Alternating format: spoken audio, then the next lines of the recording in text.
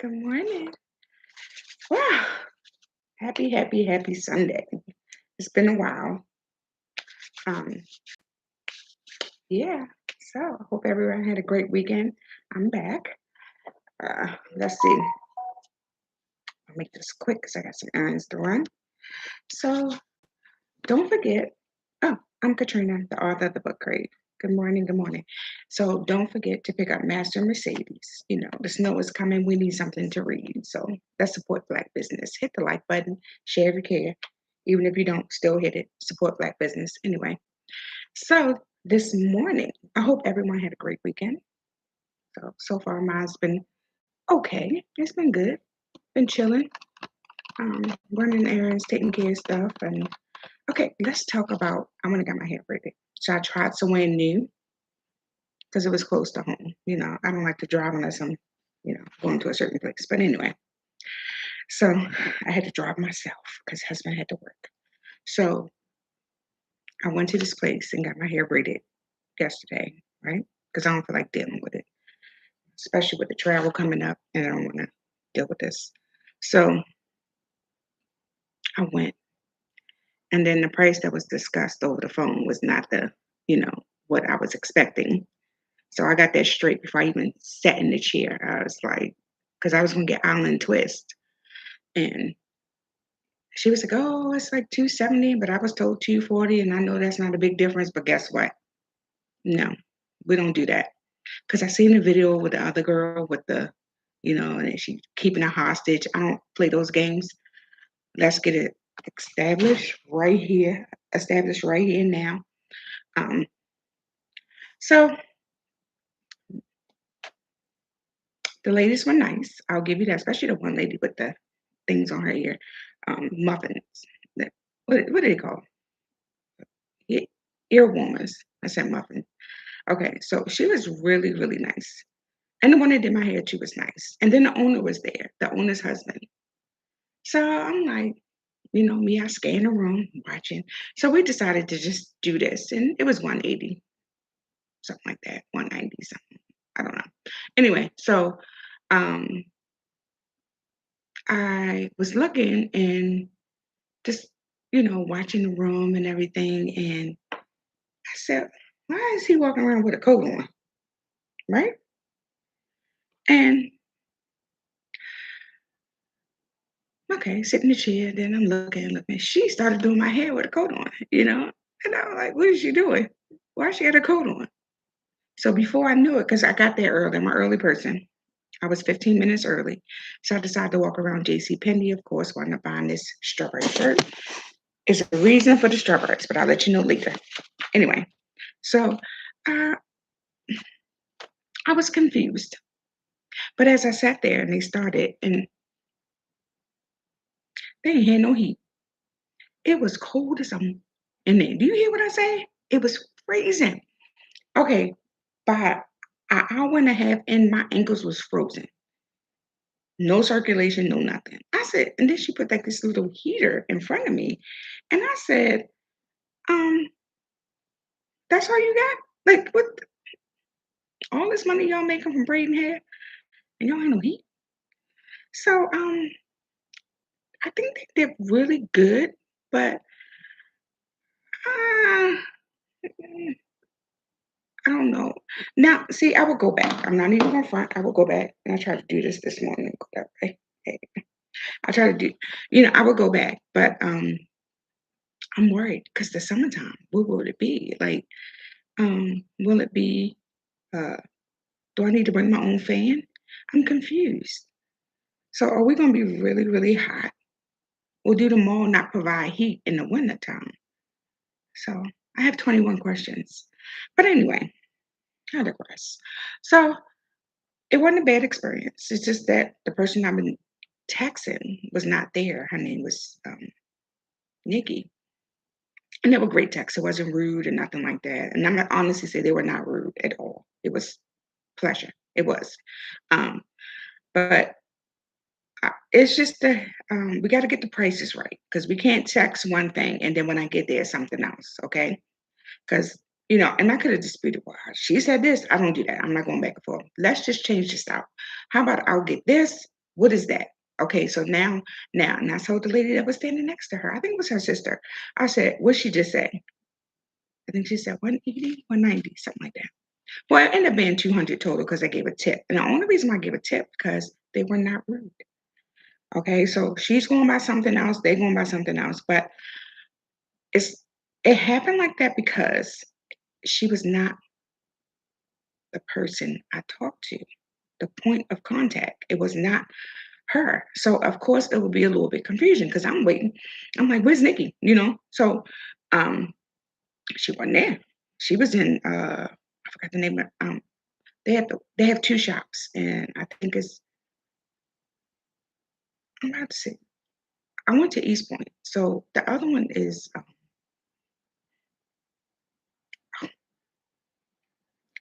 over there by Emerson Village or something. But anyway, so she was there.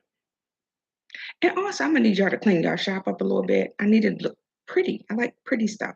I'm a girly girl, okay?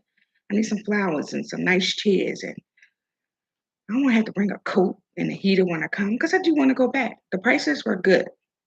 They were really good because the other place is two other people I go to get my hair braided. The mall, and I'm not going to say the other person's name, but their prices are high.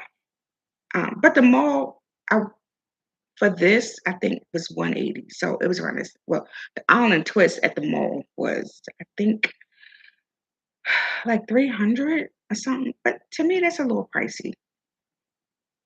But anyway, let's get off of it. So something rare is my topic this morning. Coffee, got your coffee, got a small coffee. Um,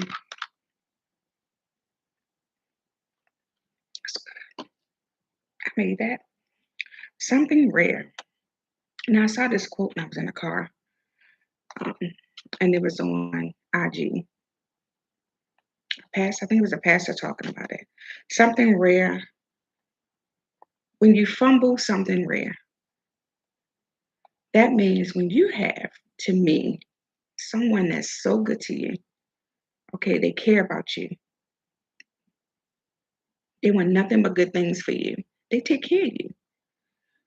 And you fumble it because you think that the sun rises and sets on you when it doesn't. Not appreciating people who care about you and will do things for you. And a lot of us, we don't appreciate good people. So we fumble. But I'm going to tell you what, when you find something rare, I'm rare. I know I'm rare. I'm a good person. Fumble me. You'll find out. You can get another me. Facts. I ain't talking. It's just facts. But fumble me and find out. It's okay. Um, so taking you for granted. How many of us be with people that takes us for granted? Who think that we just supposed to be at their beck and call? When you don't even you call when you want something, but do you call to say, hey, did you eat? How you feeling today? I'm just calling to check on you. How about a wellness check? It's okay. How many of us don't even get a wellness check from people that say they love us? No, they just want you to answer the phone and be available for them in their time of need and what they want and whatever they're going through. And sometimes it's okay because when you're rare, you give that love. Man, you give a love that's so untouchable that you can't be replaced. That's why you're rare, right? Okay.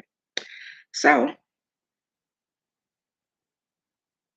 how many of us do? And we do, and we do, and we do, and we do. But then sometimes rare people wake up.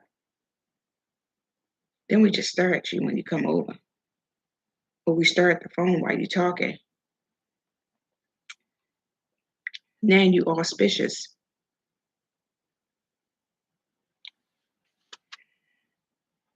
because we realizing that you think that we're always going to be there. A lot of us get tired, and it's okay to get tired. But when you fed up, that's a whole nother ball game. Being rare, I think, is very hard. No, it's not hard. It's who you are as a person. You're a giver. You love. You take care. You nurture.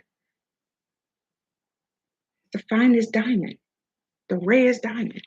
That's what you are, right? So then when you realize they think that you always gonna be there, and then you start smiling like, "Yeah, okay, okay, mofo. You think I'm always gonna be here to help you." Sometimes people wake up and be like, I'm done. Block. But if they pop up at your door, put your alarm on. Anyway, so sometimes dealing with people and all, when you deal with people and you're always there for people, and then like you're taking in so much that sometimes they don't realize, and you're there for everybody, okay? But they don't realize that you have your own shit. You have your own issues. You have your own things that's going on. You got doctor's appointments, you got to pay bills, you got errands to run, you got appointments to keep. You on the phone taking care of your stuff. Internet not working, but you on the phone and you trying to, because you needed to work. And all the jobs that I have, I need the internet. So, and then they call, "Duh, duh, duh, duh, duh. Hey, can you say hi? How are you? Are you busy?" That's one thing we lack too. Why when people call people, they just start talking? No, say, "Can you talk?" Say it with me. Can you talk? That's what we need to learn. Can we talk? Do you have time? Child, it's no way that we sit here and just take all this in from people. Because when you're ready, you take in, you're the therapist, you're the support system,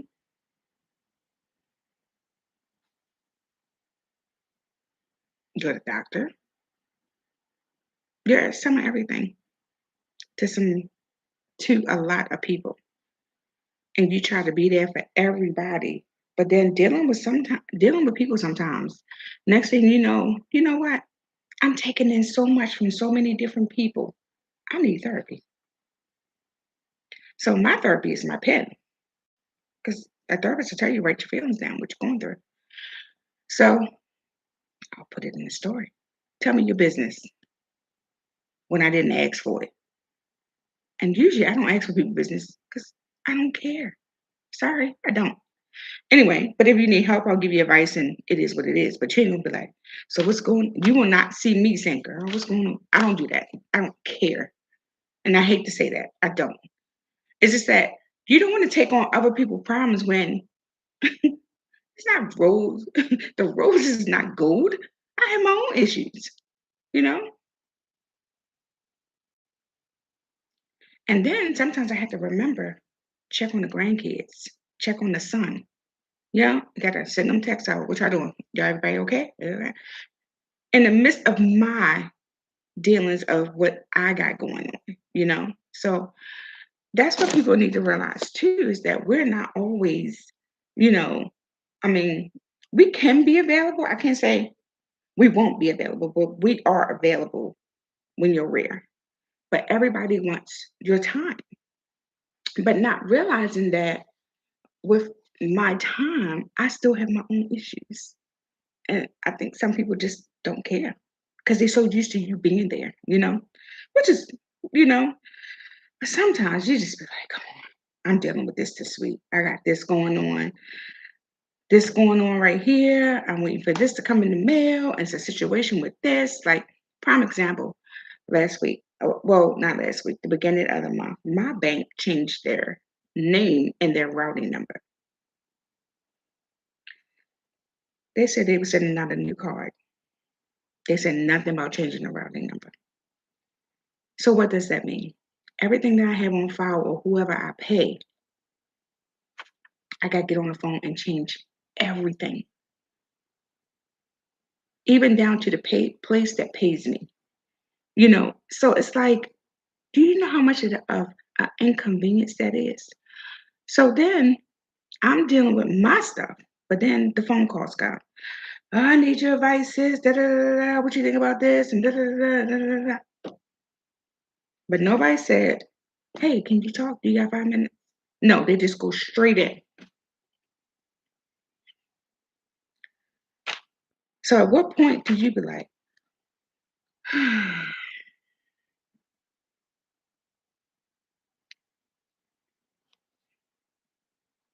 do you breathe? Do you cut them off?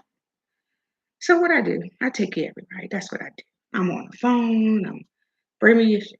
I'm doing this. I'm doing that.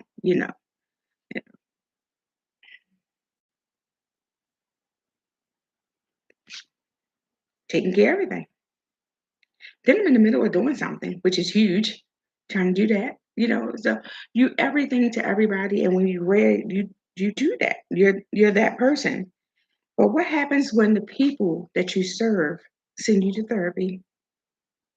In reality, you shouldn't even be going to therapy because the person that you're helping or people that you're helping is the ones that need therapy, but refuse to get it because they have you and they think you fix everything. That's why you ever hear a therapist say, I have a therapist. Scott just say, I have a therapist. Because all they take in, they need to release to someone else. You understand what I'm saying?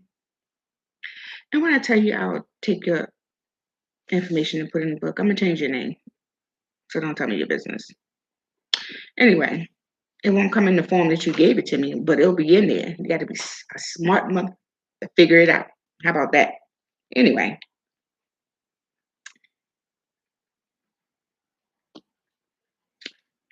and like I said, the ones that's sending you to therapy is the ones that need therapy.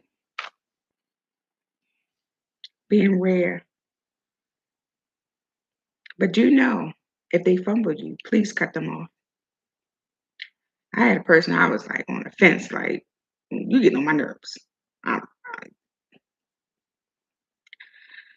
let me tell you something. If you don't know anything about me, get on my nerves and see what happened. Don't get on my nerves. I'm telling you right now. Don't disturb my peace. If you do that, we got a problem. That's what I can honestly say. I owe no one anything. No one helped me when I was out here in these streets, fighting like a cat, surviving like a dog. Nobody helped me. So I'm obligated to no one. You hear that? No one. Anyway, well, my husband says somebody, but we ain't gonna talk about that. So if you feel like you are the rare one and you are, the one that handles everything and you're there for everybody, and nobody ever calls and say, are you okay? No one ever bring you flowers or just check on you. You should really think about the people you're serving. They're taking you for granted. So when they start taking you for granted, watch how you move. Start moving differently. Like now, when they call, don't answer the phone. Or you can answer and say, hey, let me call you back. Something like that. But just realizing that if you're being taken for granted, you have to watch your mental. Because if you're dealing with your stuff, dealing with their stuff, everybody's stuff, you can get overwhelmed with so much. And then that's when the attitude come in. And then you snap at the wrong person because this person done nothing to you. But you're just so tired of being there for everybody that, So most people, they don't know what they have until it's gone. Being rare is something, okay? It's like it's a beautiful thing when you're rare. But then when they fumble you, you have people don't realize what they have until it's gone. And I hate to say that. But I don't know me. Let me tell you something. Fumble me, you're not coming back. Sorry. I don't believe in spinning the block. I love you, Ashanti. I love you dearly. You don't know you my Shanti. Um, I respect your relationship. I do. I respect your love, but I don't believe in spinning the block. Y'all broke up for a reason. Anyway, so, and I think Shanti is rare. Lean on me. So when you're rare, you got to be careful. Okay. I found this quote. The best way to keep a prisoner from escaping is to make sure he or she never knows he or she is in prison. So when you're rare, hear me on this. You got people that will keep coming to you, keep coming to you, keep coming to you, keep coming to you with their bullshit. And then you feel sorry for them. And then you're dealing with all their issues and different things and stuff like that. So it's like, I can't leave this person. He's going through too much. But then, well, she's going through too much. But I got my own shit. But I want to help this person, you know? So then is that a mental prison for you? Because you know you don't want to leave them in that time of crisis, but you don't want to deal with it because you have your own, you know? So do you become in a mental prison for their bull? You know what I'm trying to say. That's something to think about. So being rare is hard. Think about what I'm saying. Don't let people take advantage of you. Be careful who you give your time and energy to because people come to steal energy and you're rare. So your energy, that's why you gotta be careful. Like I don't let people touch me. Don't touch me. I know I'm different. I really am. I know I'm different. So I'm cautious about who touches me. Don't touch me. Because people steal energy. If I go into somebody's house, I try to shake their hand, but if they want to hug, I'm not gonna be rude. But I'm like, all right, watch me when I go into a room or when I go meet somebody. I don't want to hug people. I don't want nobody touching me because my energy is different. Everybody, some people got so their energy is just nasty, and I really believe in energy. So think about it. You gotta be real cautious of the people you have around you, and not letting people take you for granted, and always being there for people, and So watch who you give your energy to because they will suck the life out of you, and they'll be just as happy